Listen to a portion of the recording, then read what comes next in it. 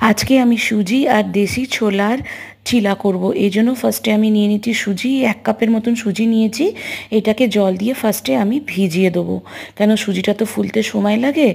In the main time আমি ছোলাটাকে ভালো করে পেস্ট করে নিয়েছি। এবার এই পেস্টের মিশ্রণটাকে আমি দিয়ে দিচ্ছি সুজির ভেতরে, দিয়ে ভালো করে মিক্স করে নিলাম। তারপরে আমি চাটনি রেডি করে নেবো, পুদিনা পাতা, ধনে পাতা আর আমলকিটাকে রাফলি চপ করে আমি চাটনি করে নিচ্ছি।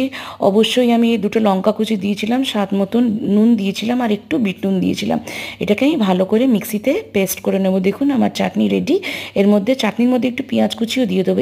এরপরে সুজি আর ছোলার মিশ্রণে দিয়ে দিচ্ছি লঙ্কা গুঁড়ো, কাঁচা লঙ্কা কুচি, পেঁয়াজ কুচি, সাদা জিরে গুঁড়ো আর হলুদ গুঁড়ো। এটাকে দিয়ে ভালো করে ফার্স্টে মিক্স করে নেবো। এরপরে দিয়ে দিচ্ছি 2 চামচের মতন টক দই আর 2 চামচের মতন আটা। তারপরে এটাকে ভালো করে ক্রিস্পি করে ভেজে নেবো। গরম গরম সার্ভ করুন।